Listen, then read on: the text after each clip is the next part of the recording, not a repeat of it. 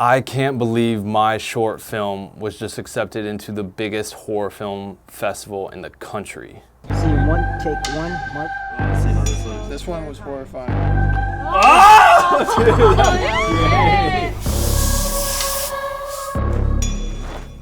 Here we go, here we go. So I'm going to be breaking this film down live for you guys right now. I'm going to watch the short film. It's not very long, and as I go through the process of watching it, I'm going to break down the directing choices, the cinematography choices, and kind of just the whole process while showing you some really, really cool behind the scenes that we got on set making this short film. With that being said, we made this short film as kind of our example film for our previous POV short film contest that we hosted over at Onset Pass. And honestly, we made this film as an example film for that, but there's a deeper reason that I made this short film as well. I've been working on a horror feature film idea for the last few years. It's kind of always ever changing and evolving, but this idea or this concept is kind of the proof of concept, if you will, for the feature film. And we shot it, put it out there into the world, submitted it to some film festivals, and it just did get accepted into the biggest one in the country, Screamfest 2023.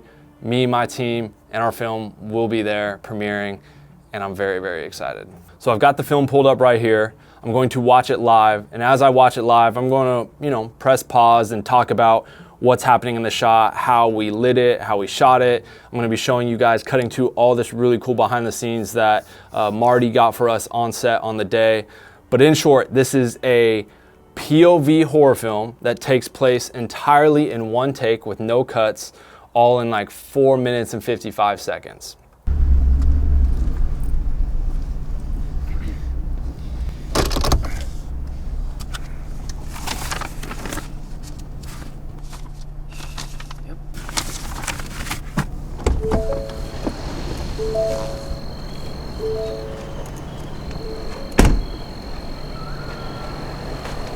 All right, so first and foremost, this is my film ranch, the Eclectic West. I've shot a bunch of horror short films and just various projects here, but this is the cabin set here. And first off, what you're looking at is this POV perspective of the character, right? And before, I let too much time slip away without telling you, this is actually me in this rig and setup. Initially, we were gonna have our friend Vinny play the character, but I realized it would be very, very hard for him as an actor to hit all of the visual cues that I needed and wanted for this film in one long take while trying to deliver a great performance. So last minute, I kind of decided to hop in the rig. Since it's a very visual piece, you're not seeing the actor, it's his point of view. And I wanted to make sure I hit all of the shots, angles, and timing-wise things that I wanted. And then in post, we just had him watch the film and live react and act to it. I think he did 5 takes in post. And so all the audio you hear is him acting, but while watching it in a sound booth. So interesting fact, and I wanted to get that out of the way so that you guys could enjoy and know that this is actually me acting here, if you will, camera operating.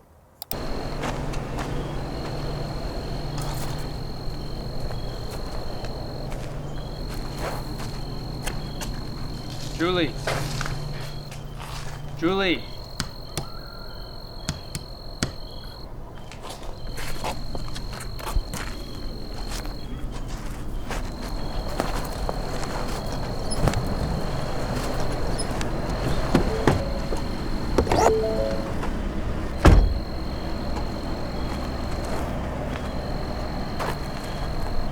So if you've followed me for a while now, you'll kind of notice here, this is actually a sequel to another short film that I did at my Eclectic West Film Ranch called After Dark. This is called After Hours. And in that film, if you watch, the girl that ends up, I don't want, spoiler alert, ends up dying.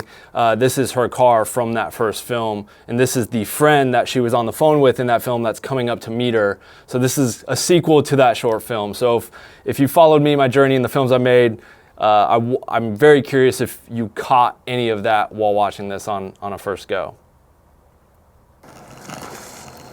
We use the flashlight as our key light. And then really quickly, So all of these lights that you see on top of the cabin here, these are practicals that we installed that day. So we got there very early before it got dark and really ran through all of the rehearsals and timing, because with it being one long unbroken take, it required a lot of timing of where things were gonna go, walking through the shots. But also, not only are we in this POV world, but with it happening in one take, we can't have like lights and C-stands all in frame and whatnot. So we had to install like practical lights to make these lights on top of the cabin look like floodlights, as well as a couple different areas throughout the film that I'll hit on and mention as we move through the film and see them. But yeah, these are practicals that we installed on the roof to help light the universe a bit and hide the fact that there are lights, make them feel like they're part of the set. Practicals. Julie.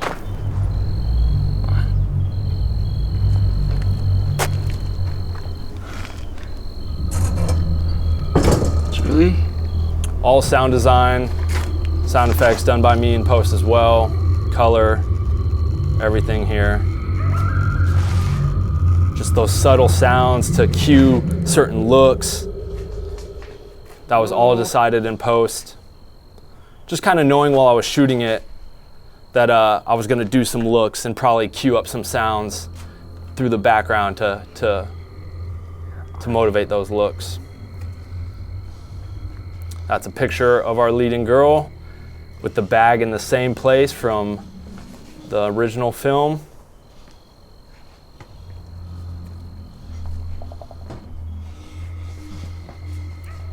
Julie? This was like my biggest acting moment probably here, right here. I had to do a little hand tremble.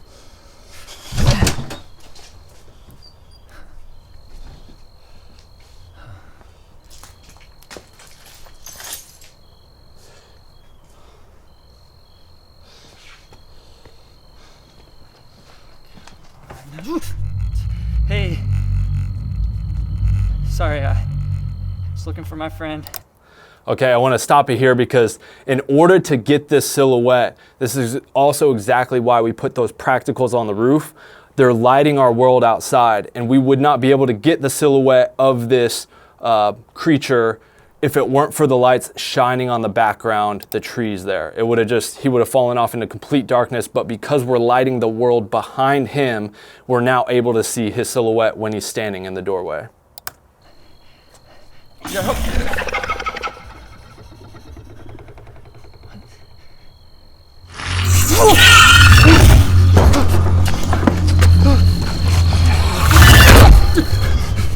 That moment was actually really hard to time up because, you know, with him chasing after me, jumping over a couch, trying to maneuver out this door with this big camera rig on my head was very challenging. But to also, when I swing back around to close the door, to have him not like too close to where it felt like he was waiting for me to close the door, or too far away where we didn't even like see him really as I closed the door. So that moment, funny enough, as maybe simple as it seems, was really hard to time up. And I know there was a moment where we did that take and we had to cut because we didn't get it. And so now all the way, we had to start all the way back over. So everything you just saw, it's like, cut, like reset, and we had to do that all over again. So one takes are crazy. I love one takes, but they're very hard to pull off. And if you look at one moment like that, if you don't hit that one moment, we're already 2 minutes into the film and we got to just reset, redo everything. So one takes, for me, are fun because they're very challenging, but so rewarding when you nail them.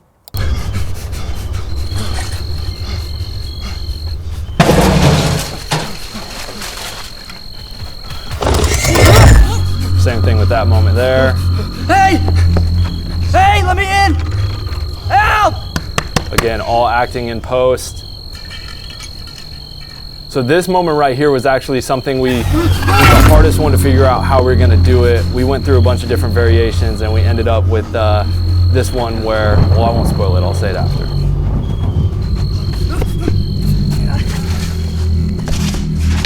I kind of got goosebumps there. So yeah, kind of focusing on this can rolling out, light goes on it, and then having the creature come from the dark into the light was an idea we came up on the day. The original idea I had was like him looking around and we see, you don't really notice it, but there's hands on the side of the wall, and as the flashlight comes up, then you see the hands move more and the head peer out. but this just felt a little more intense. The other one felt like it should have been done earlier in the film, and since he's already like being chased here, we needed something with a little more aggression. So him running on all fours coming from the dark was a little more fitting for the story, and we made that up on the spot. And shout out to Vinny for being okay with getting down in the dust and the sand to chase after me. Again, a practical we installed on the roof there. Same thing with Astera in that bank up top.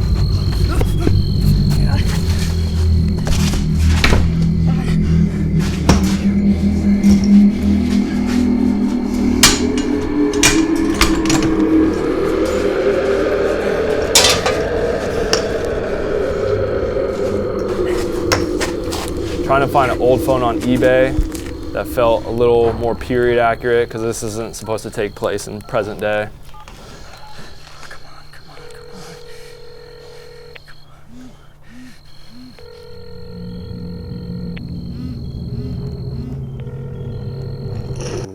Same thing, flickering Asteras in these tubes up here. So wanted this area to have, like, it wasn't so lit, like maybe it was a little abandoned shack. So we put 2 Asteras in the flood banks up top and had them set to kind of this seedy green color temp. Shout out to the DP Tim Ross who DP'd all of this. And we just had it set to kind of this flicker mode to give this scene a little more dark, gritty texture.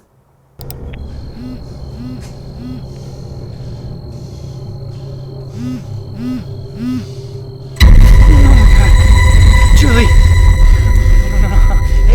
It's gonna be okay. So this is my friend Cherie. She helped produce the film. It's okay. She was also this actress in the first one, and obviously now she's the friend dead here that's being found. And I just want to give a big shout out to the special effects makeup department. They're the ones that did the monster makeup on Vinny, as well as this kind of blood, gore, guts hanging out of her stomach. We bought some stuff. I don't remember the name of the company, but I'll throw it on screen here of where we got the actual like prosthetics and makeup and blood and stuff. And then they did a really good job just like really finessing it and drawing it all up. No, it's okay. It's okay. You're gonna be fine. Run.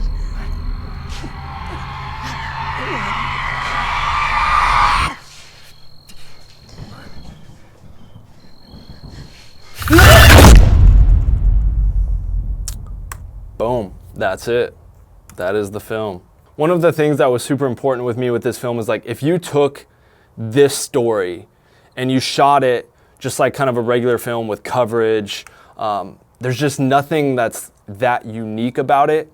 I wanted to create essentially a visual experience where you felt maybe like you were watching a memory from this character.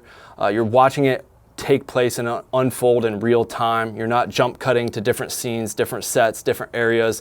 Just wanted the audience to be fully engrossed, like they're watching this memory, this perspective of this character. And I think that makes the film so much more unique and the idea so much more unique. Because let's be honest, the concept or story isn't really some wow factor story. It's more of this visual filmmaking experience that I think is different and like really kind of has the audience draw it in, and it's something I want to do, try moving forward as well with some of my other films. The one thing I really learned from this film, as well as any of the other ones that I've done that, you know, are done in one take, is the amount of preparation that goes into a short film is like absolutely vital into the end result. You know, we showed up there, I think at like 9, 10 a.m. and spent all day just talking about placements of the lights, walking through the shots. I already had a very clear vision of how I wanted everything to go, but as we're walking through step by step and then, you know, listening, I think it's important as a director to listen to your cast and crew and ideas that they might have, because you might be so locked in on this vision or idea you have that you're so, you don't want to be blind to these other amazing ideas that could actually make your film better. So as a director, you need to be open to suggestions. Filmmaking is a very collaborative art form.